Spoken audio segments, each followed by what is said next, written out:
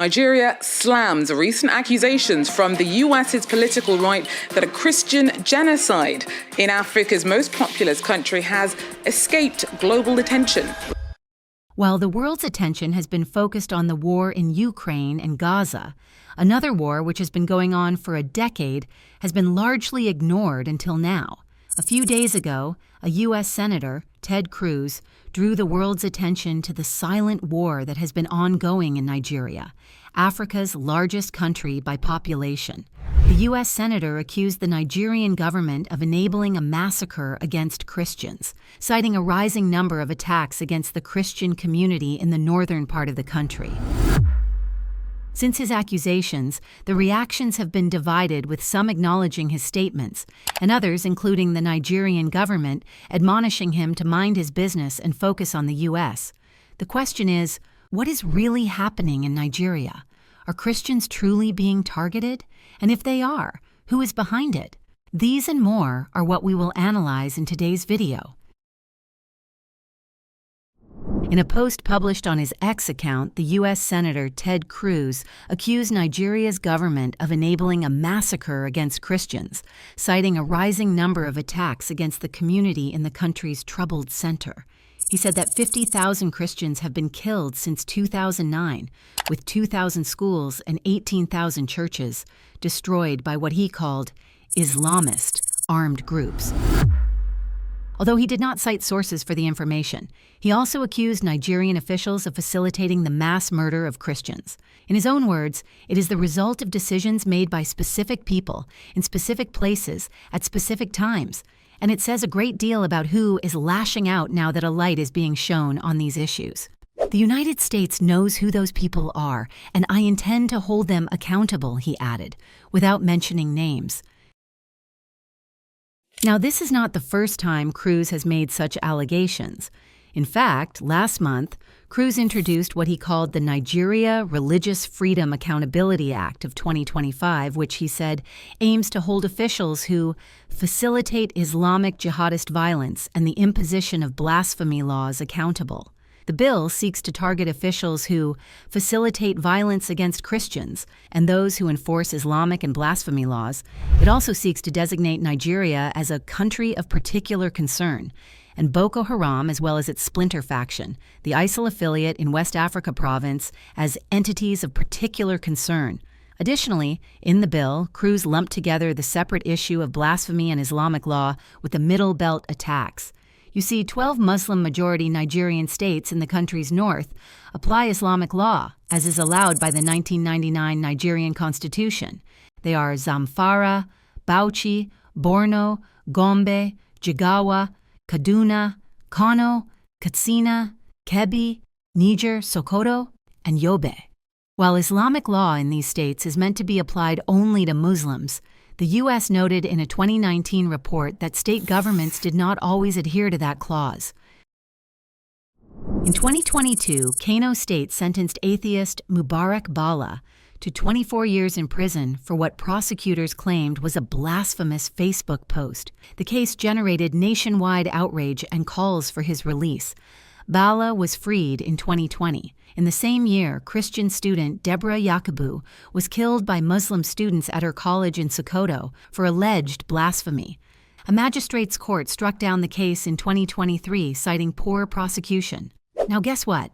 Ted Cruz is not the only U.S. senator that strongly believes this. He's just the most prominent figure among voices from within the Christian political right in the U.S. who are increasingly pushing claims of a Christian genocide in Africa's most populous country, where 48% of people are Christians. For instance, Republican Congressman Riley Moore wrote to Secretary of State Marco Rubio on Monday, urging him to designate Nigeria as a country of particular concern due to the alarming and ongoing persecution of Christians across the country. He said in his letter that 7,000 Christians have been killed in Nigeria this year by groups such as Boko Haram. He also did not cite his sources, but said, Nigeria has become the deadliest place in the world to be a Christian. Similarly, last week, Bill Maher, the host of the HBO current affairs and political satire show Real Time with Bill Maher, also made claims of a Christian genocide by Boko Haram, which he said was being ignored because Jews aren't involved, a reference to the worldwide outrage over Israel's genocide in Gaza. "I'm not a Christian, but they are systematically killing the Christians in Nigeria," he said. "They've killed over 100,000 since 2009. They've burned 18,000 churches.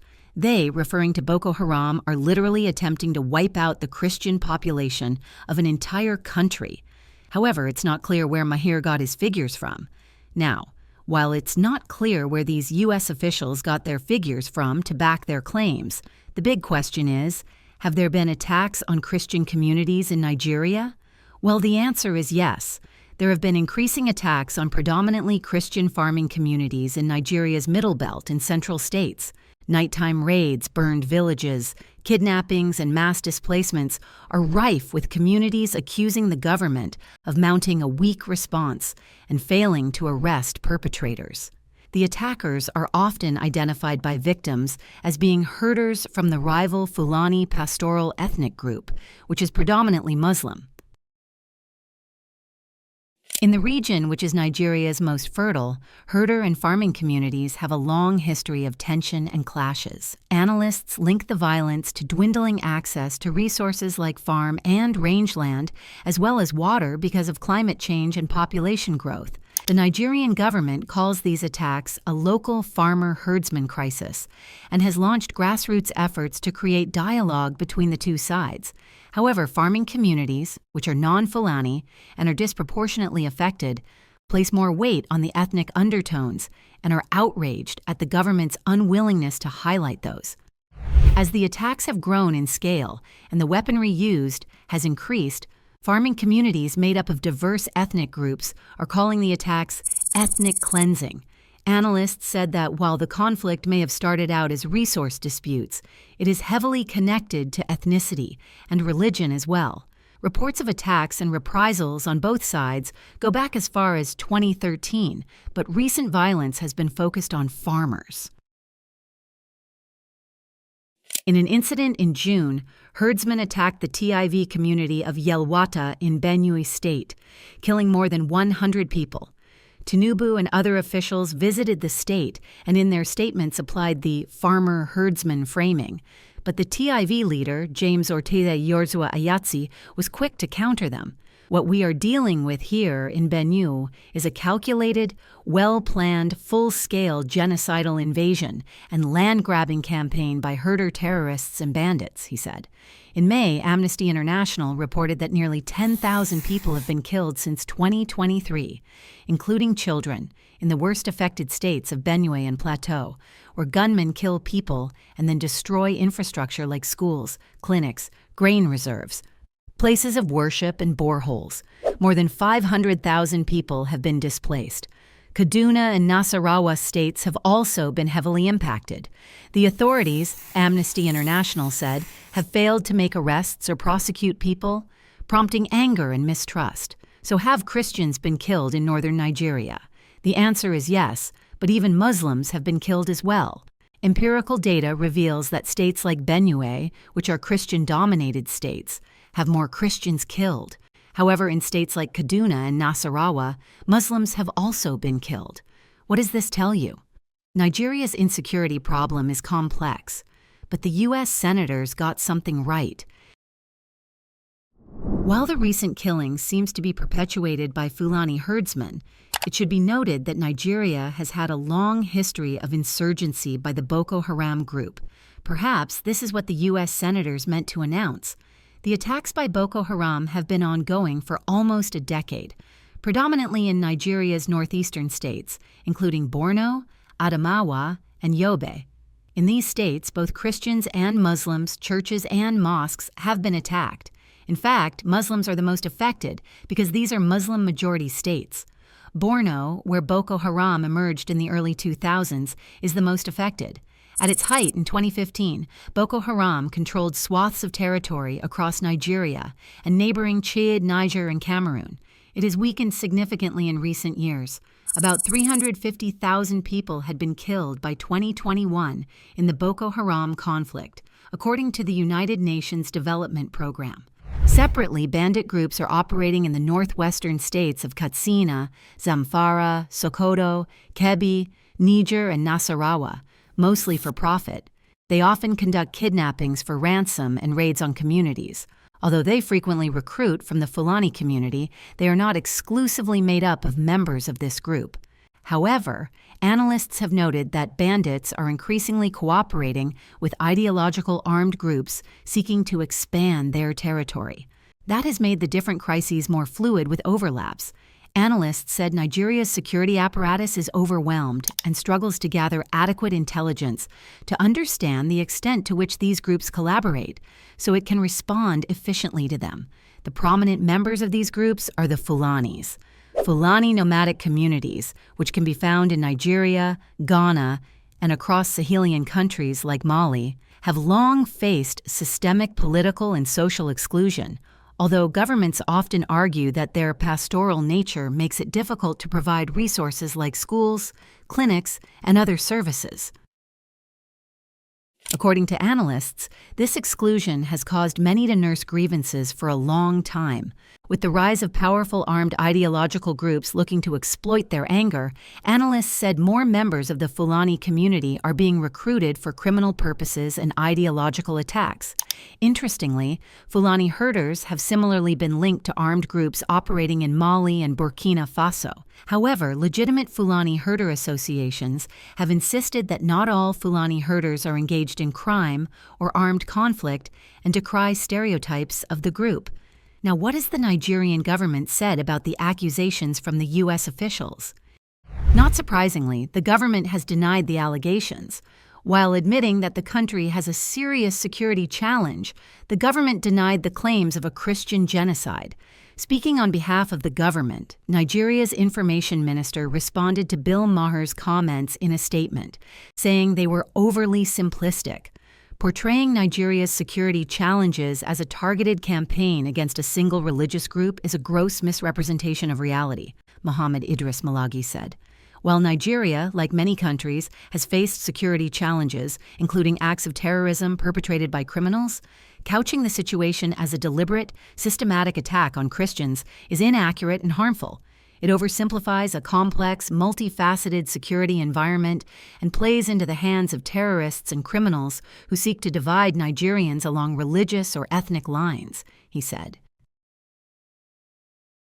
In his opinion piece, Kakanda gives the answer, and if you think about it, it makes complete sense. You see, during the recent 2025 United Nations General Assembly, Nigeria's Vice President Kashim Shettima gave a statement that showed that Nigeria is not on the side of the U.S. Speaking on behalf of the president, Shettima affirmed Nigeria's support for a two-state solution to the Palestine conflict. In other words, instead of supporting Israel, an ally of the U.S., Nigeria pledged support for Palestine.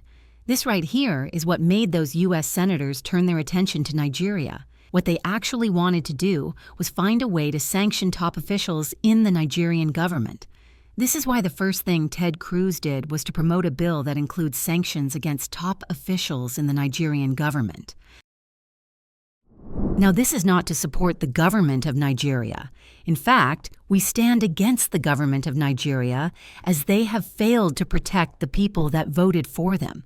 However, we are simply trying to point out the hypocrisy of the U.S. We will always say it over and over again. The U.S. doesn't care one bit about any African country. It only cares about its interests. And as such, it's not above using the challenges in Nigeria to promote its interests. In the eyes of the U.S., what the Nigerian vice president said in his speech is similar to what South Africa did by taking Israel to court. And what did the U.S. do to South Africa? It sanctioned South Africa and imposed one of the highest tariffs on it. So it should not really come as a surprise that the U.S. figured out a way to sanction officials in the Nigerian government.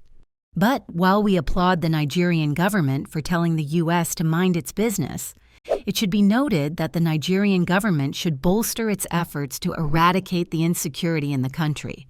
What are your thoughts? Let us know in the comment section below. Don't forget to like this video, drop a comment, and subscribe to our channel.